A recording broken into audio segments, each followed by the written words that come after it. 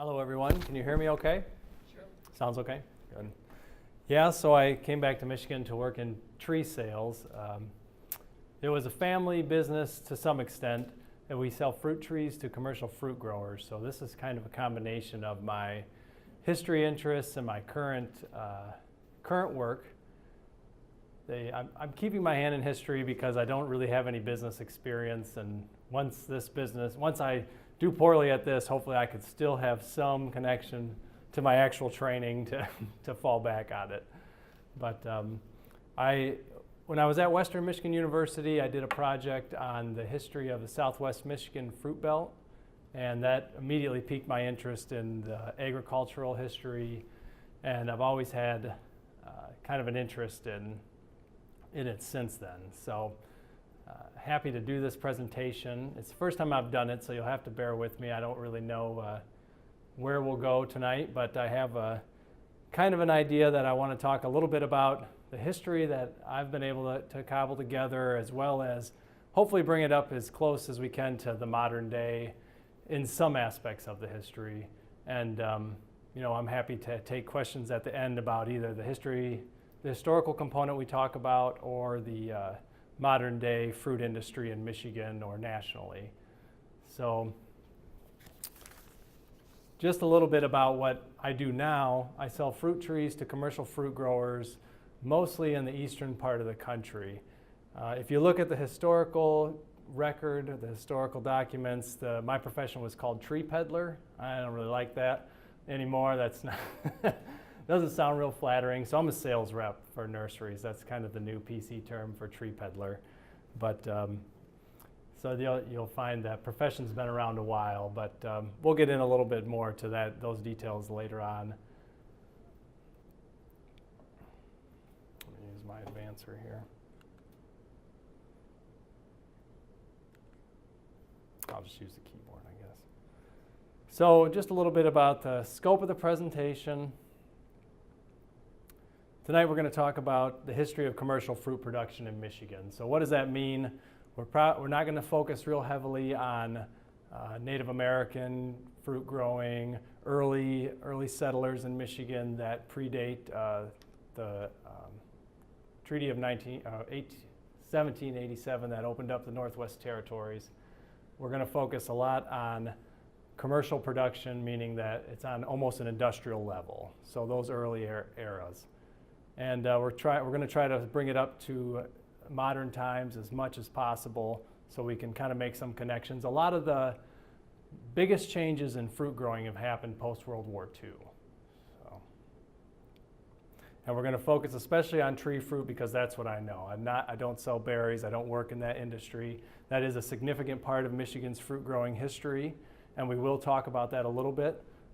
But a lot of the themes apply across the board to the fruit growing throughout. So whether it's berries, grapes, tart cherries, what we're going to talk about tonight, mostly tree fruit, which is probably the most significant part of Michigan's fruit industry today.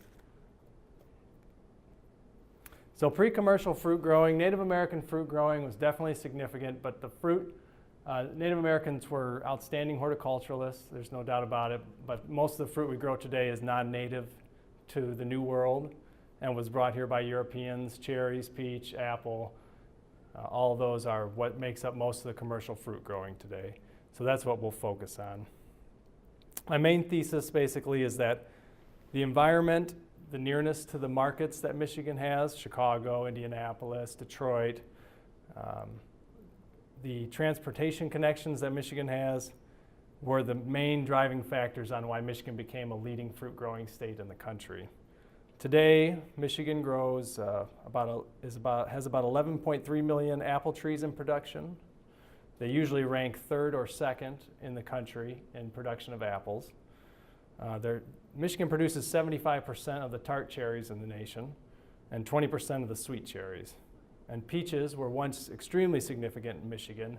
Today, that industry's declined significantly. We can talk a little bit about why that happened later on, but today Michigan still grows quite a bit of peaches and plums and a lot of other stone fruit for things like U-picks and farm stands. So those are significant industries. The earliest fruit commercial or pre-commercial. It's kind of on the edge. Production in Michigan were at these French and English forts, mainly Fort Detroit here, which had something called a ribbon farm. And these ribbon farms, here's an image of them, still shape the landscape a little bit today. They were laid out in these long stretches along the river, the Detroit River there. And these were some of the earliest people to try fruit trees in Michigan. And we're not going to focus a lot on that, but you could say that was probably somewhat of commercial production, mostly grown for the local area, but also traded because this area was a significant trading region during the fur trade and early settlement period. But really, commercial production begins when settlers start to settle the Northwest Territories. The Northwest Ordinance of 1787 opens up states like Michigan to settlement. Michigan, unfortunately, was a little bit later.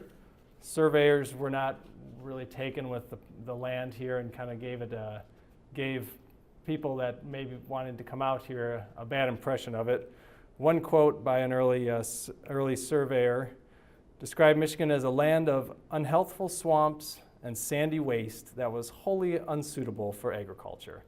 So that discouraged a lot of early settlers from coming out here, and that was from 1816. But eventually people kind of got the understanding that there were valuable assets here, mostly lumber. Most of this early area was lumbered and then cut over completely. But early settlers that came out of here, many of them came here were from New England, and New England already had a tradition of fruit growing. With the Erie Canal opening and land boosters, there were already farmers from New England moving out here seeking property in new areas. First settlers generally focused on things like wheat. That was what people thought was good. The Midwest was good for wheat. States like Indiana and Ohio had succeeded in that, places beyond Michigan as well. But when settlers finally started moving to West Michigan, they found the soil was really sandy, not really thought as fertile or productive for most of these row crops, wheat, corn. So they lumbered it and kind of were trying to figure out what to do with it after that. Many of these New England farmers started to recognize that they could use some of the knowledge they had from living on Lake Ontario here, that the lake might have some effect on on this area, and the soil might be productive for fruit growing. Now, when we think about Midwestern fruit growing, I don't have to say who because I have the slide up here, but Johnny Appleseed or Johnny Appleseed Chapman is generally thought of as the person who brought apples and fruit trees to the Midwest. He's the folk legend. And I have the big red X, obviously, because he's not that. Johnny Appleseed was basically not really what we consider a horticulturalist today, and he wasn't really considered a horticulturalist at that time. He was considered kind of a yokel by most of the people of his era that were already doing things like grafting fruit trees and looking for particular varieties with certain qualities. He was really focused on just spreading apple seedlings around. He had a real interest in the idea that nature could produce the best no matter what happened. So most commercial growers sort of saw him as not the person that you would turn to if you were looking to start a commercial orchard. Now, I don't want to destroy the folk legend without giving you something to replace it with. So I'll introduce Henderson Luling, who was born in North Carolina but moved a little bit throughout the Midwest in places like Indiana, and he was really a master horticulturalist. He was a tree salesman and also worked in nurseries, and he grafted trees throughout the Midwest, sold high-end varieties. His brother was the inventor of the Bing cherry. He transported trees up and down the Mississippi River, sold them as he traveled. He was really interested in how fruit trees were made and what you could do with spreading certain varieties to other areas. So one focus he had was moving fruit trees west because he recognized the places like Oregon may have better environments for growing trees and being productive for the fruit industry. So how's a fruit tree made? Does anybody have any idea how an apple tree is made here? Has anybody been to a nursery or anything like that before? So an apple tree is grafted onto a rootstock. In the time of Henderson Luling or Johnny Appleseed, these would have been seedling rootstocks, which the characteristics of are unknown. Every apple tree is unique, just like a human. The way the seeds work, you could take the seeds from an apple. Every seed would produce a different variety. So most apple varieties are terrible. 99.9% of them taste awful. But every once in a while, nature produces a great apple variety. And from those, they can take wood and graft them onto another seedling rootstock and continue to produce that same variety over and over and over again. And every once in a while, you get a mutation of that variety, which is either better or worse. And occasionally, it'll be redder or have better flavor or better crunch or better storage ability. So that basically was what these early horticulturalists had recognized, is that they could, and even much earlier than that, recognized, thousands of years ago, that they could find varieties and graft them onto other varieties to recreate them. And these varieties would be genetically identical. So whenever you eat like a Honeycrisp apple from the store, most of them are genetically identical to the first Honeycrisp apple tree that was ever grown. So we'll step back a little bit and talk about what environmental factors drove these people here, what they recognized when they got here that made this place a good fruit growing region. And when I say this place, I'm specifically talking about western Michigan or the eastern shore of Lake Michigan. First southwestern Michigan, then this area that I know today and most people know today as the Ridge around just north of Grand Rapids, northwest of Grand Rapids, in Alpine Township and in that area, and then eventually up to northwestern Michigan there in the Leelanau Peninsula.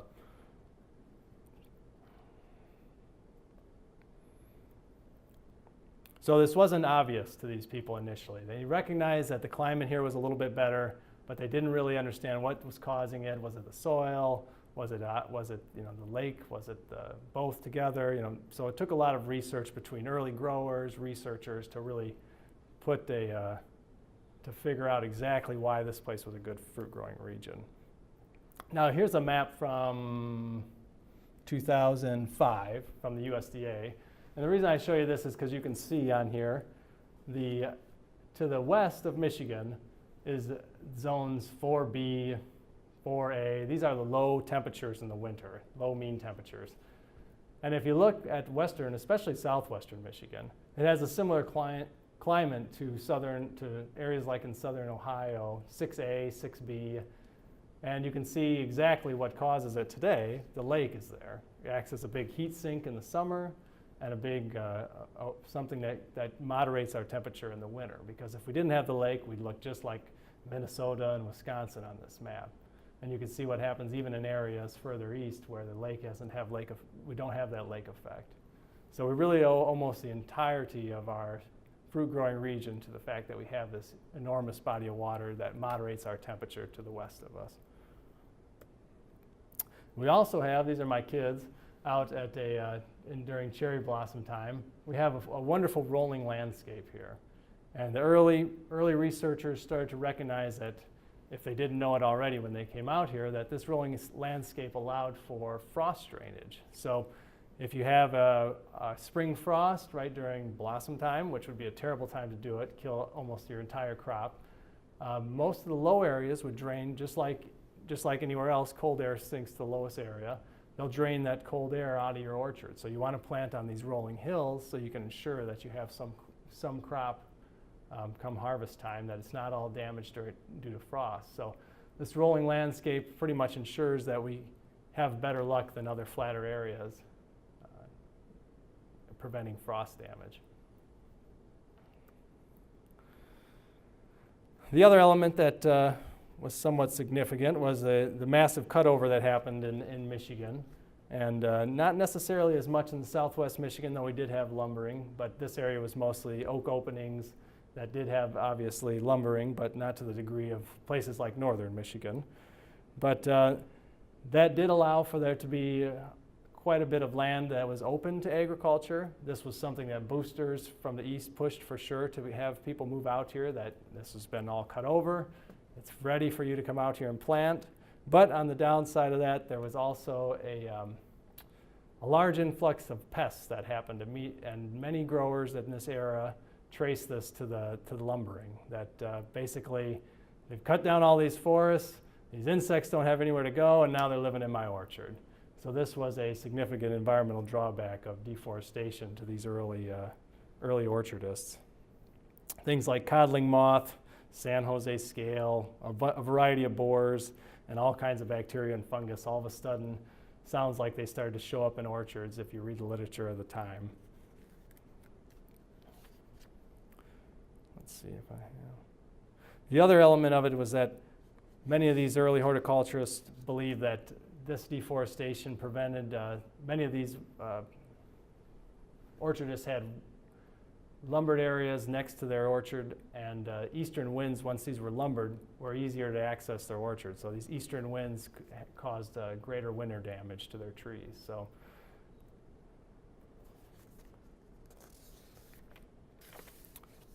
So just to give a couple examples of the significance of some of the individuals in Michigan and their contribution to the larger fruit growing world, we in Michigan are lucky enough to have quite a few of these. Probably the most renowned early horticulturalist from Michigan is Liberty Hyde Bailey. Has anybody heard of him here before? That's good. Has anybody been to the museum in South Haven? Good. So Liberty Hyde Bailey's father was from New York State, but he was born in Michigan in 1858, and his father was also a fruit pioneer here that he learned from. Bailey was one of the early students at the Michigan Agricultural School, Michigan Agricultural College, I should say, which eventually became Michigan State. And he became professor of both MSU and Cornell in agriculture. He was an expert in grafting, pest control, and variety selection. And there's a statue of him there at Michigan State today. His interests were quite a bit beyond Michigan, and once he moved to Cornell, he took on a national renown. But eventually he came back to Michigan and was a big advocate for the experiment stations, which have become today's extension offices. And he was also a big advocate of the country life movement, which focused on kind of a back to nature attitude that city life was not necessarily great for humanity. So he was a strong advocate of that. A couple others that were significant to the early development of agriculture in Michigan were T.T. Lyon, who was the first president of the Michigan State Horticultural Society, and he moved to South Haven in 1874. He ran the experiment station there and was a really strong advocate, even so much so that he advocated for slashing funds to the dairy program to fund the experiment stations, which wasn't well received by Michigan State at the time. But his main focus was peaches, and Michigan became one of the leading peach producing states. In the 1870s, 1880s, most of Michigan's fruit growers in the Southwest were very interested in peaches, more so than things like apples and other fruit. But peaches were very easy to be killed by cold winter temperatures, and many of these growers found this out year after year, eventually deciding that peaches may not be what they want to have as their primary crop. And one of the most, I guess you'd say probably the most renowned today for most of us is Stanley Johnston, who has a park here in South Haven and ran the South Haven Experiment Station. He was a peach breeder, created a variety, almost every Haven peach variety was created with Stanley Johnston still alive. So what's the most famous peach variety that Stanley Johnston created? Does anyone know it? When you go to the fruit market, is there always a peach variety called Red Haven there? Red Haven. But there's a whole number of other ones: Crest Haven, New Haven. All of these came out of this breeding program. Which, when you're a peach grower, your goal is to call everything Red Haven because that's what people want, and you want to have it come. You want to be able to grow your peaches throughout the season. So, if you can grow a peach that starts in in early July and get peaches coming in all throughout the summer while you have tourists coming. That's your ideal situation. So that's what he was trying to do, was create new peach varieties that could keep harvest going throughout the summer. So you always had fresh peaches coming off the tree. You always had fresh peaches at your stand. So talk a little bit about the expansion of the fruit belt. I should back up and say that Southwest Michigan was really the earliest place that fruit growing established itself in Michigan. This was the earliest area open to settlement, and most of these fruit farms were started by Yankees that moved out here that already had some experience with fruit growing. But by the 1850s, treaties had opened up northern Michigan. The Treaty of Washington was 1836, opened up almost this whole area to the north. And from there, we have different ethnic groups moving in. Today, let's see if I can get this to, not sure if I can, I'll just come over here. So today, we have the southwestern Michigan, the original fruit belt. This area is known as the Ridge. This is the most significant apple producing region in Michigan now. And then up here we have fruit growers throughout this area, although most of them, there's not much happening in this area anymore. All the way to the north, which is the tart cherry country. Most tart cherries, obviously, like I said, are grown in that area, but apples as well. Did I not turn it on? Thank you.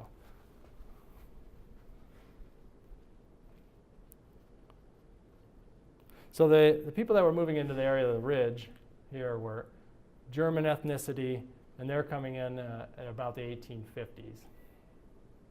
And then in northern Michigan, the 1860s and 1870s, a variety of ethnic groups, mostly leftovers from people who were lumbering, and they had clear-cut everything, and there was new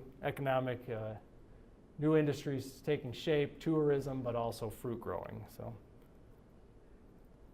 here's an example of an early fruit farm from an 1870s atlas in Alpine Township, and you can just look at how some of the planting styles, look at the layouts, and we'll talk about a little bit of how that changed later on.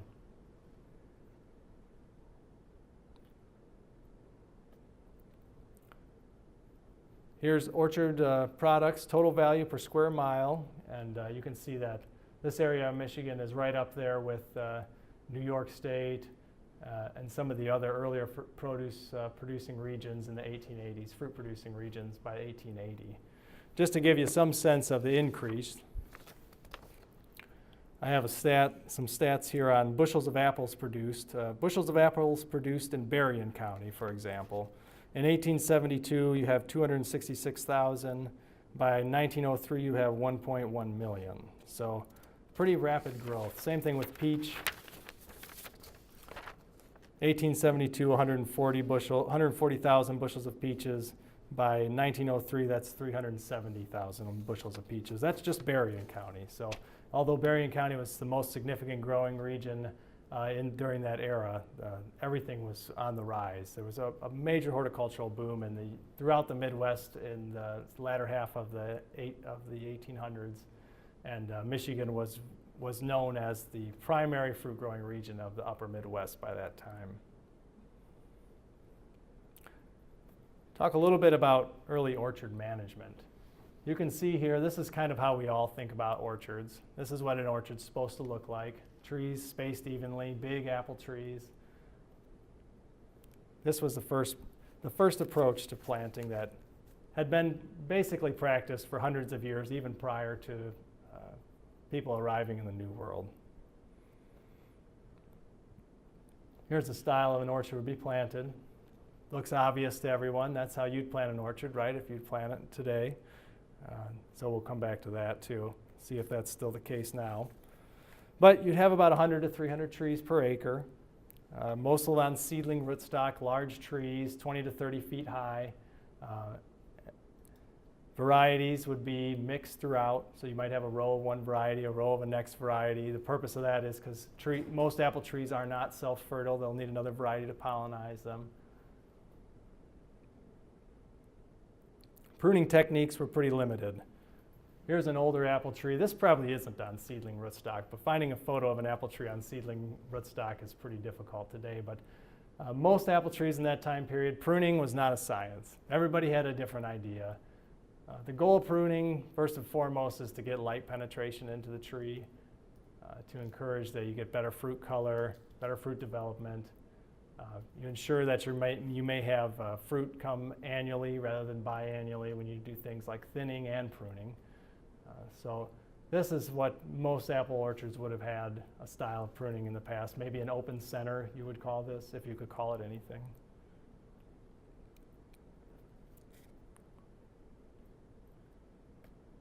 Now talk a little bit about, we'll look at this picture, but it's not relevant to what I'm going to say right now. We'll talk a little bit about rootstock. Understanding what a root, does anybody have apple trees in their yard? Have they purchased them from a nursery or anything like that here? Okay, well, rootstock, apple trees are grown today on a certain type of rootstock that defines the characteristics of the tree. A seedling rootstock is just like a seedling variety. Once you graft a variety to a seedling rootstock, you have no idea how it's going to affect the tree. Could do anything to it. Could make it big, could make it small, could make it really productive, could make it bear no fruit. You just don't know. So it's kind of a shot in the dark every time. So eventually, people started to figure out that they could possibly control trees if they could use rootstock that were identical every time as well. But early orchards didn't have this advantage, especially in the late 1800s still. Most everything was on seedling. So every orchard would have the effect of that seedling rootstock, which would affect orchard productivity.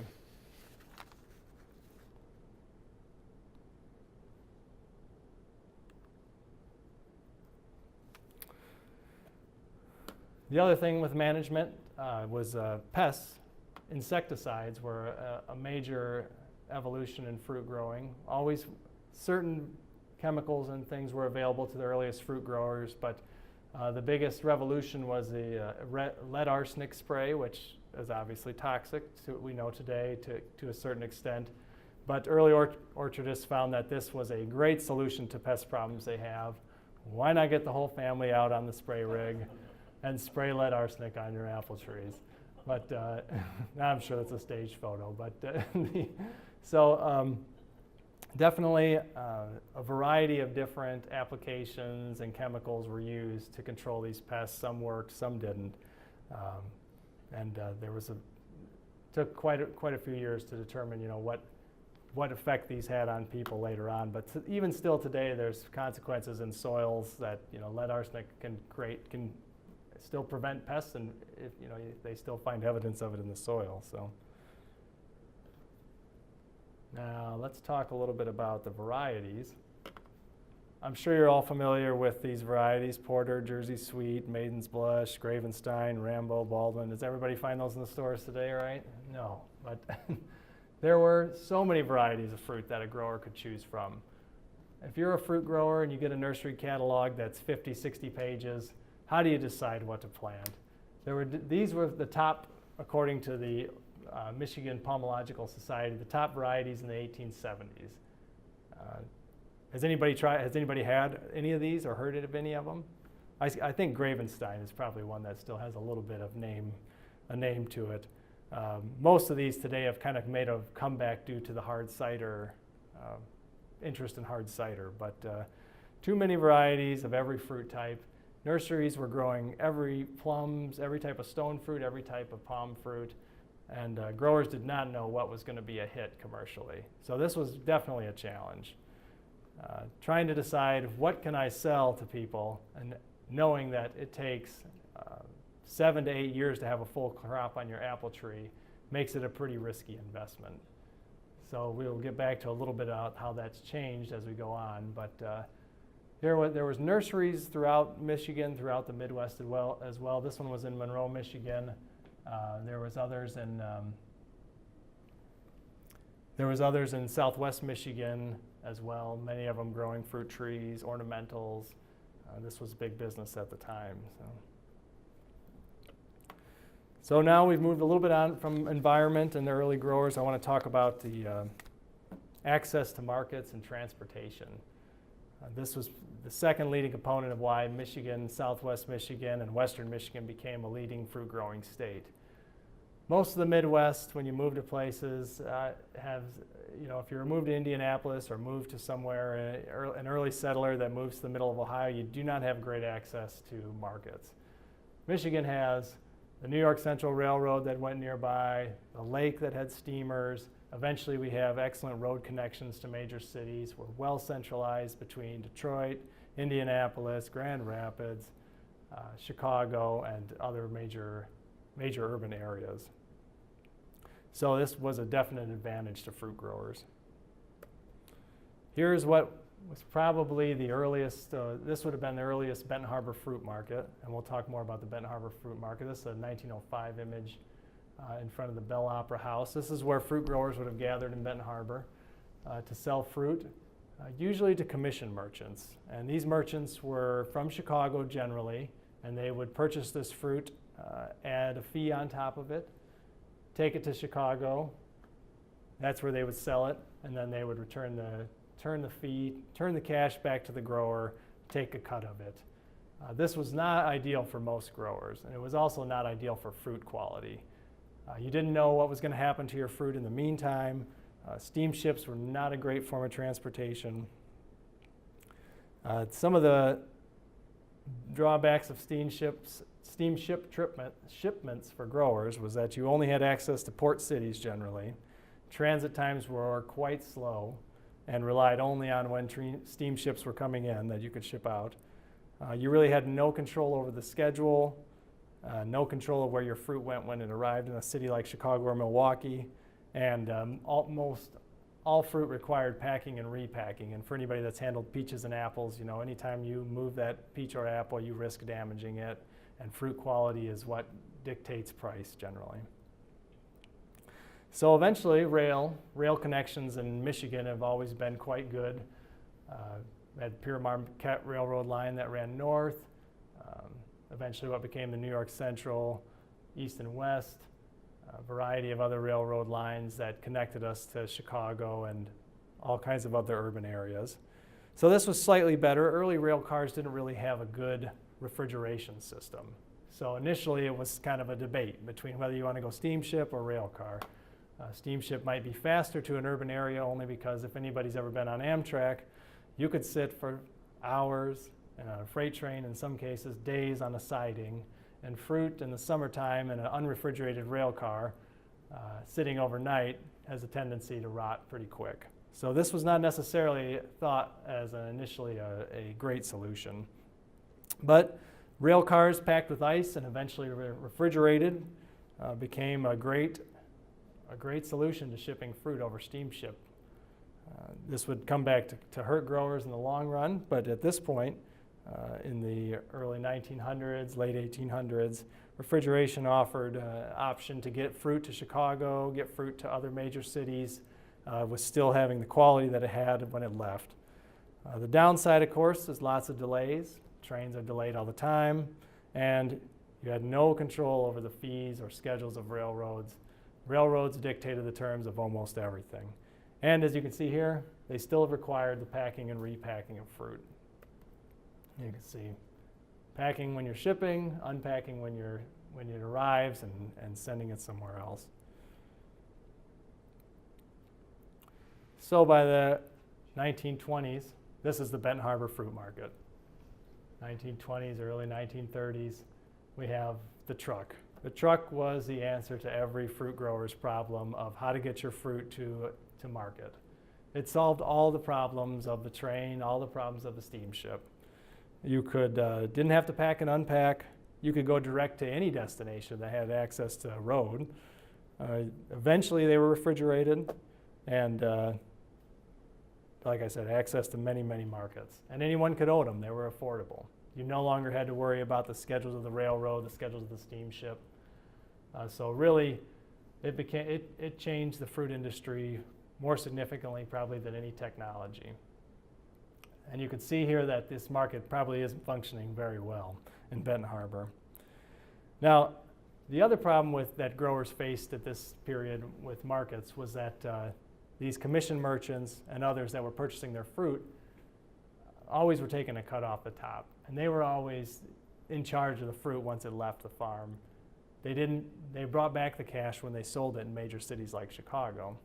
So growers organized and started forming their own markets, which are known as cash-to-grower markets.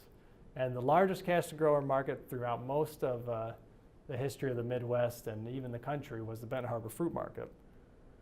Here's a Library of Congress photo of the Benton Harbor Fruit Market when it was first built by the city of Benton Harbor as an answer to the problem of the fruit growers gathering in that area in Benton Harbor. And here, people would come from places like Chicago, grocery store buyers, other individuals, restaurant owners, all kinds of different people would come here, and they would purchase the fruit directly from the grower. And they would negotiate with the growers on the fruit price. This was a huge advantage to most fruit growers. It was better for the grower. Buyers came to the grower with cash, and no longer did they have to worry about what would happen to their fruit in transit because they had the cash in hand. At the same time, development of the road system was improving greatly. Benton Harbor, Grand Rapids, all of them had good access by the early interstate highway system to places like Chicago and Detroit, elsewhere. Eventually, that first market became so busy that by the mid-50s, they had to build another market. This is the Benton Harbor Fruit Market. It looks similar to this today. It's still there. Definitely not nearly as busy anymore. But you can see the cars lined up. These are all fruit growers along the your right-hand side of the picture there, waiting to get into the fruit market. And that was pretty much an everyday event.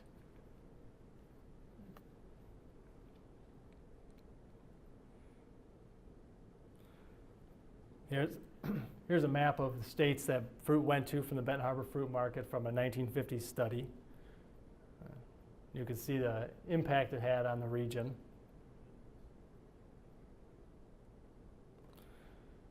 And then here's an image of some trucks being loaded there. Refrigeration now, you can see, is at the tops of the truck. The reefer truck has become pretty significant. That, just to go back to this map, that made those types of shipments possible to places throughout the Midwest and eastern seaboard and even to the west. What year was this again? This image is taken in, I think this was probably the early 40s or the late 30s. But I'm sorry, let me back up here.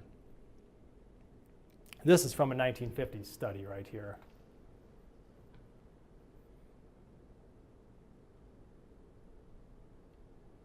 So you can see the benefit that the truck had for most of the growers, but you can also see, if you look at this map, all of a sudden where the Midwest is connected to all kinds of other regions of the country with these roads as well.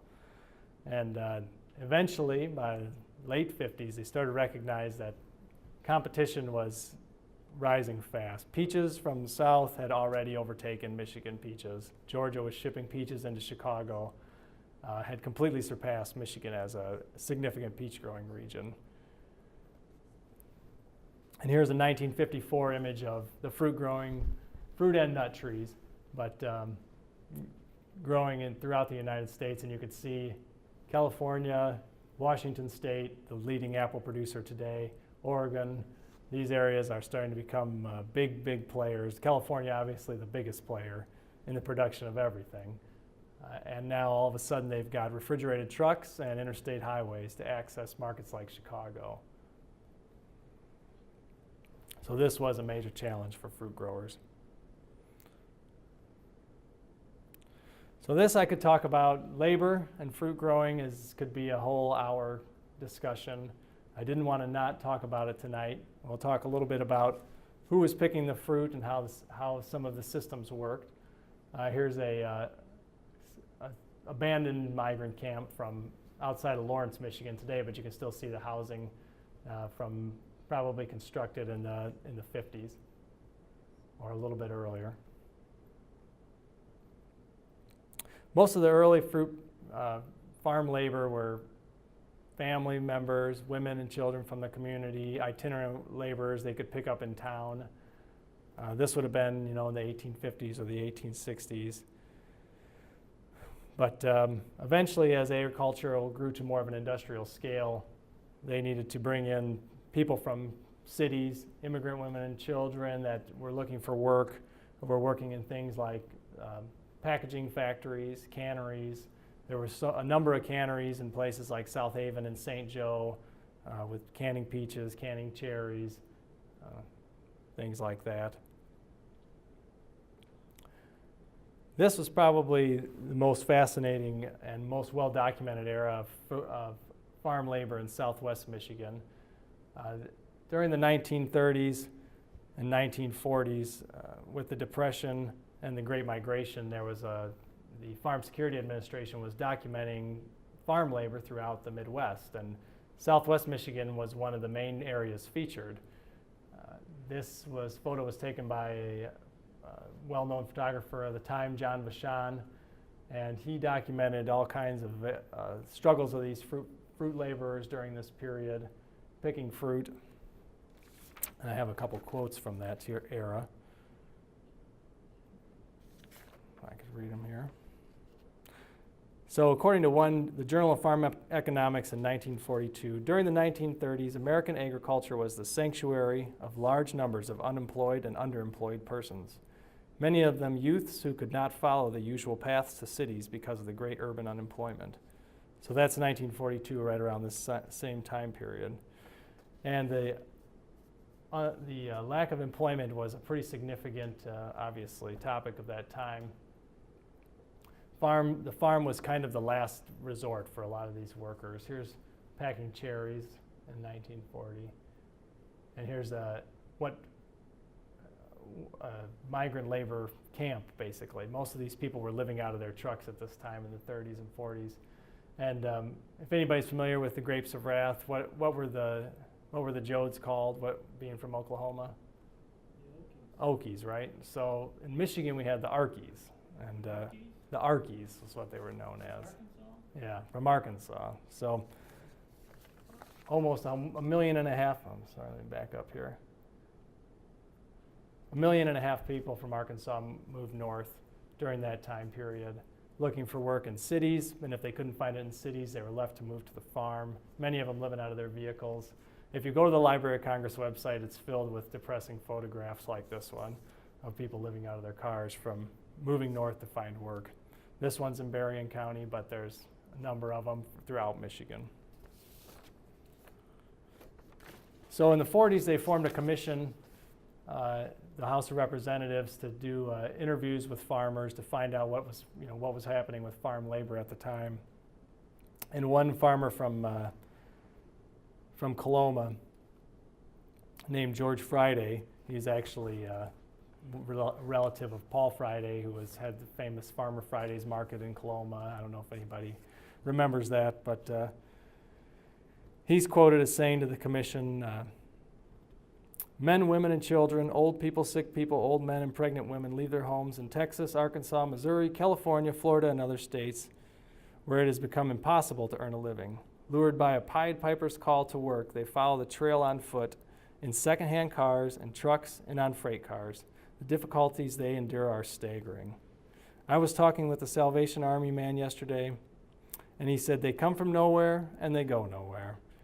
He handles most of the cases more than anybody else. And there are a lot of them that start in the South that have not had any home for years. I would say that 75 or 80% of them are homeless. So that was testimony from a 1940s House of Representatives Committee on Interstate Migration. And he's from Berrien County. So we have our own Grapes of Wrath type experience here. But if anything can help improve conditions for labor on the home front, it's a war. So by World War II, conditions had improved slightly for farm laborers.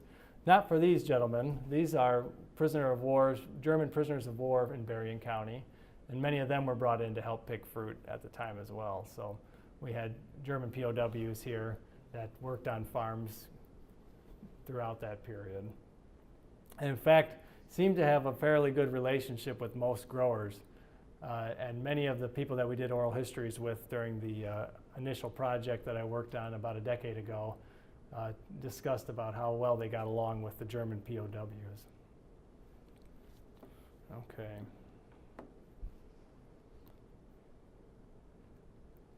So, talked about most of the 19th century, and I want to get in a little bit to how orchards have modernized since then. Can I ask you a question? Yeah. That initial project, was that with Kristen? Yes, it was. Yeah. Yeah. Okay. So modernizing orchards. Here's a New York Agricultural Experiment Station pamphlet that discusses the dwarf apple tree as not commercially promising. And this is significant because today most of the apple trees that you'll see planted throughout the country are considered dwarf apple trees. At that time it seemed it wasn't the right way to go, but there was a lot of benefits to the dwarf or dwarfing apple tree. The first benefit would be that you don't have to get this ladder out every time you want to harvest your fruit. Most fruit was all harvested by hand with ladders moved around the tree, in the tree. It caused all kinds of problems and slowed the progress of the harvest. We talked a little bit about rootstock. Dwarfing rootstock is what most growers are using today, but it was initially introduced by the mid-50s. Like I said, what a rootstock can do for a fruit grower is you might have whatever variety you have on top. You have a Golden Delicious on top. A Golden Delicious on a seedling tree, like I had said, could grow to be 30 feet tall. You might not have a full crop for 7 to 8 years after you buy the tree, so you're making a major investment and waiting quite a long time to get a return on that. So growers were looking to solve that problem as well, to have trees that produced a full crop earlier, and also to grow a more predictable number of apples per tree as well.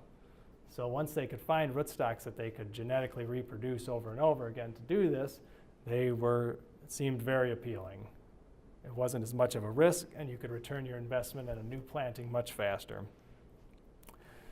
So here's a gentleman on the left is with is from the East Malling Research Station in East Malling, Kent, England, and this was the foremost research station for dwarfing rootstock.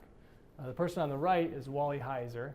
He is from Lawrence or Hartford, Michigan, and his father was the founder of Hilltop Nursery. Is anybody familiar with Hilltop Nursery here? It was one of the largest nurseries in the country in its day. Today it's not quite that big, but it's in Lawrence, Michigan. He was a major advocate with his professor at Michigan State of introducing these dwarfing rootstocks to American fruit growers. And by the 1950s, he was doing research projects on these at Michigan State, and then taking that knowledge back to the nursery that his father owned to introduce them to fruit growers who wanted to stand around in a field in the winter and look at trees, dormant trees. But this is one of the earliest plantings of dwarfing rootstock, or trees on dwarfing rootstock in Michigan and in the Midwest.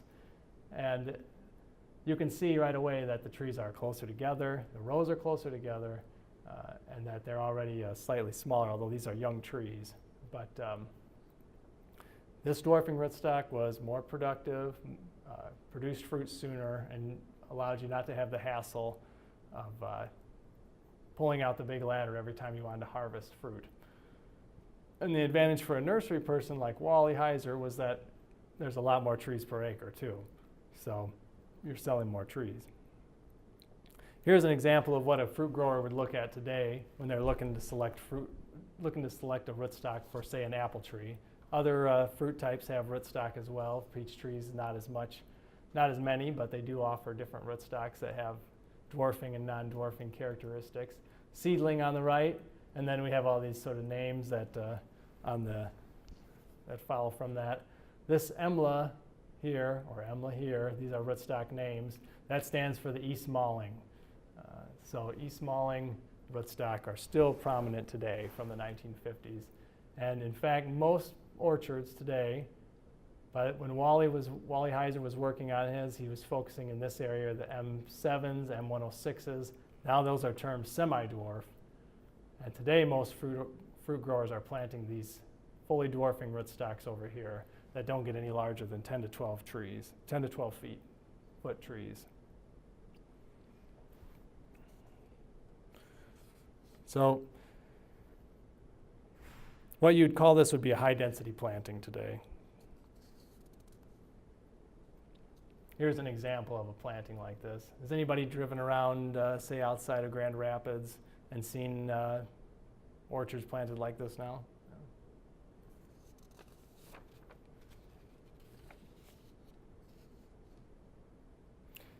So, how are these trees produced today? We talked a little bit about the grafting at the early on with Henderson Luling. And today, trees are grown in a nursery.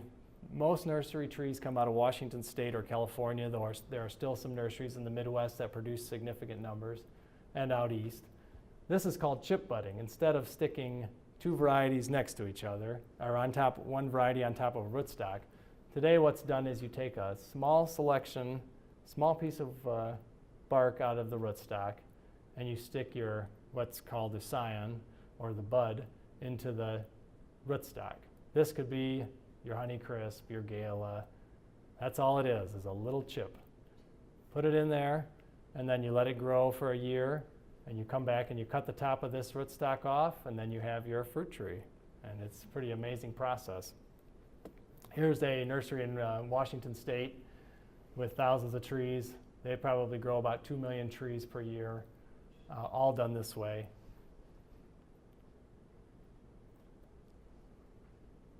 And then, so there's an example. That's the same little bit further view of that picture. Here's some industry trends too that are different than what are different or similar to what we had talked about before. Today, most of the varieties you see in the store, there's really the big three are Gala, Fuji, and Honeycrisp. No longer Red Delicious. In the mid-1980s, Red Delicious made up a third of all nursery stock. Today, it's below 2%. It's almost none today. Nobody buys Red Delicious trees. Few people eat Red Delicious trees, or eat Red Delicious apples, I'm sorry. Yeah.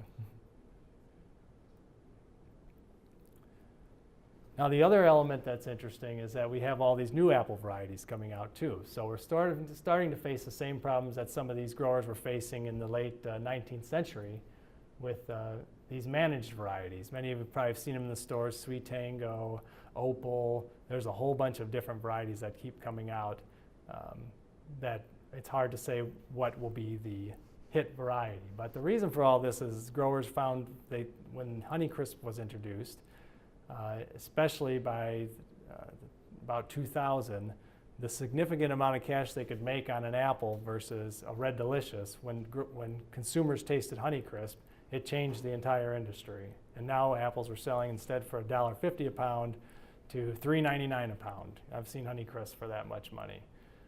So there's a lot of money to be made in a hit apple variety now. So there's a lot of interest in introducing new apples. One of the biggest apples that I'll end on this that you'll see out that you may have heard a little bit about so far is Cosmic Crisp. Has anybody heard about this apple? Okay, well you'll hear a lot about it in the next year or two. Cosmic Crisp is a Washington State only apple, so Michigan residents, I don't know if you want to buy it because you won't be supporting Michigan growers, but it's 40% of all Washington nursery stock in 2018. They planted 12 million trees of Cosmic Crisp apples in 2018. So by 2021, we're going to have a huge flux of this apple. Washington grows by far the most apples of any state, but Michigan and New York combined. And so these are going to be hitting the shelves, and we'll have to market them somehow.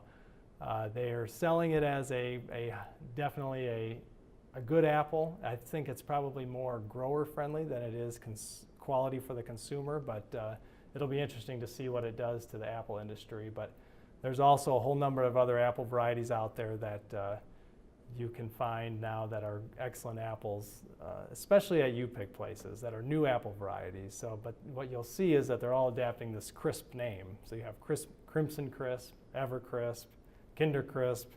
There's a whole bunch of them, but they're all quite good. So I've had a Cosmic Crisp. I think it's I don't think it's that great, but we'll see. I'm from Michigan, so I have to say that. So. But that's all I have for tonight. If anybody has any questions, I'm happy to field those. So let's go here first. I'm still a little bit confused on the process. Of that. You said that 40% of the plantings in Washington are this one variety. Mm-hmm. So what does it mean by a planting? You plant the root stock. Oh, fair question. Okay, so a planting, so there's the nursery. The nursery is growing the tree, and the grower is buying the tree. So they're doing that. When I say the planting, I mean the fruit grower is planting the finished tree. The nursery is growing the tree. If we go back to this, 40% of all nursery stock in 2018 was Cosmic Crisp.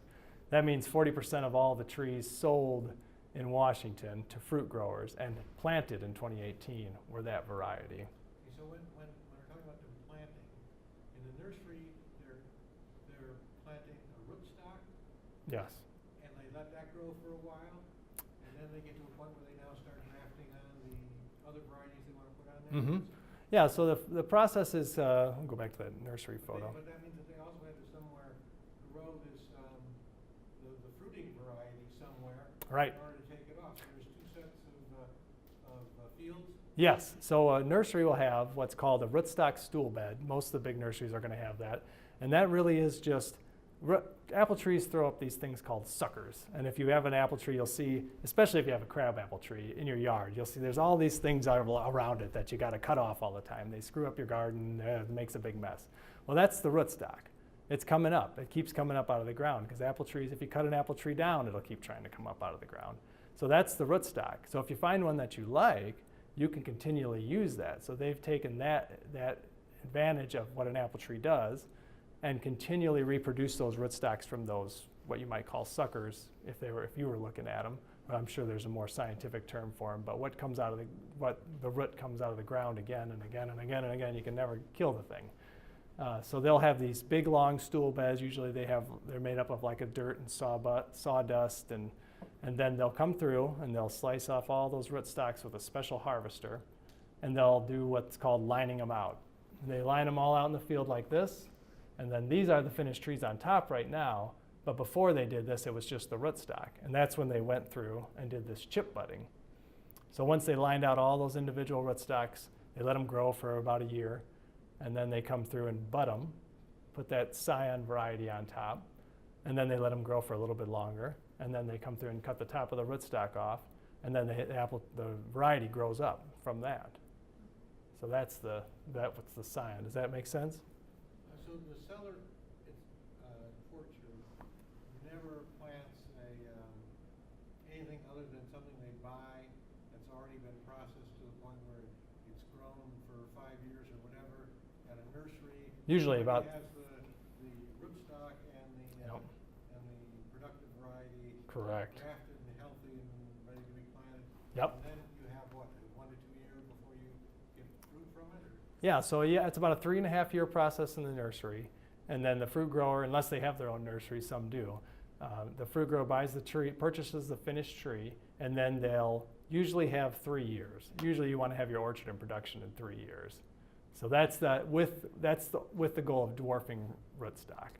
Now, if you were to buy a semi-dwarf rootstock, you might be more like 6 to 7 years. But no. This is timely because if you pick up a new copy of the October Encore magazine, it's got the police on the cover of it. It's just being distributed. There's a 2-page article about Michigan apple varieties with a rating system and everything. Oh yeah. But my question for you is where did the Fuji come from? The Fuji apple? Yeah. Well, I know it came from Japan, but I don't really know the ancestry of it beyond that. From my understanding, I thought it came from Japan, yeah.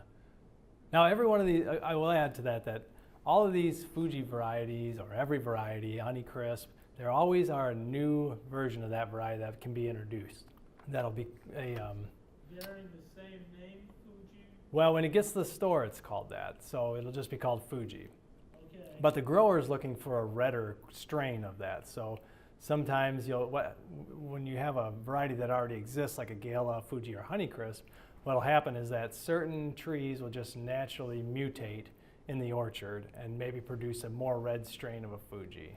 And that's more marketable, so they can the grower can say, well, hey, I got this tree in the orchard that it's got this one limb that's produces really red apple, and so they'll watch it for a couple years, and then they'll cut some wood off of it and graft it to a rootstock, and then they'll watch those trees for a couple years and see if it continually produces that red strain, and then they'll introduce that Fuji and they'll patent it, and then there's money in the patenting of it. So you have 20 years of income you can make off of that.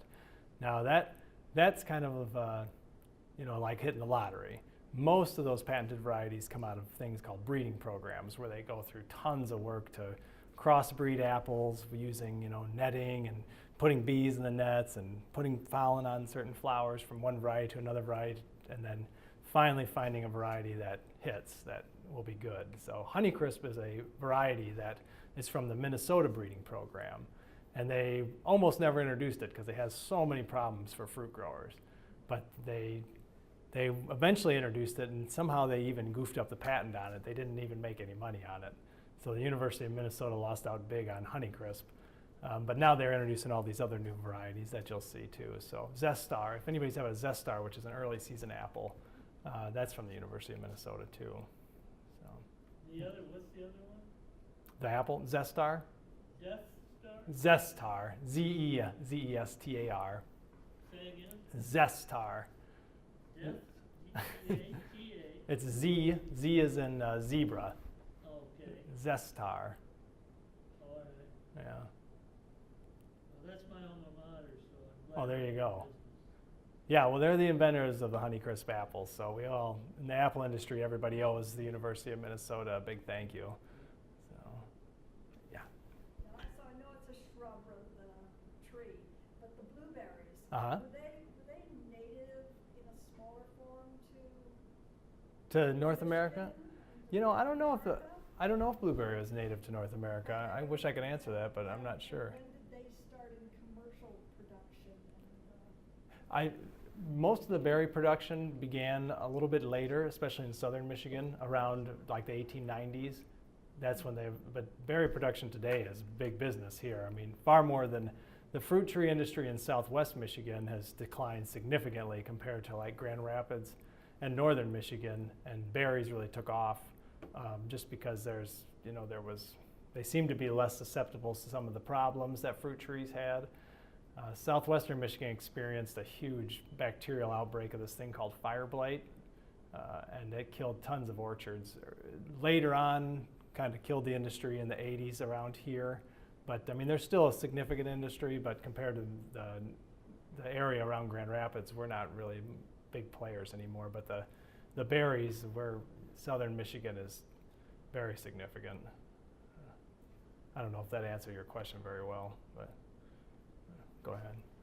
So for something like the Honeycrisp or any of the other varieties, you said that there were problems for the growers, but they went ahead anyway, because there were variability. But if you took a different rootstock for that, does it become hardier in one? It does, respect? yes, The yeah. flavor changes as well, but you can't make it any better? It doesn't really change the flavor too much, but you'll see things like, so Honeycrisp gets this problem called bitter pit, which is these spots on the outside of an apple that have no real impact on it, but it's terrible for consumers because they look at it and it looks like it's got all these problems. So certain rootstocks take up certain components in the soil differently. And if you were to use, it doesn't matter to get into the details of which rootstock does which, but some of them will not take up those minerals that cause that problem with it. So there's other varieties that have other areas like that, and we'll get growers that say, you can't have that rootstock with that variety because it just creates too many problems in the apple. Like pink lady apples, anybody had one of those? They're really susceptible to fire blight. So there's rootstocks that are really susceptible to fire blight. So you don't want to mix those two because then you'll get fire blight, and fire blight is contagious. So then your other trees will get fire blight. So yeah, it's any other questions? Okay. Well, thank you, guys. Thank you.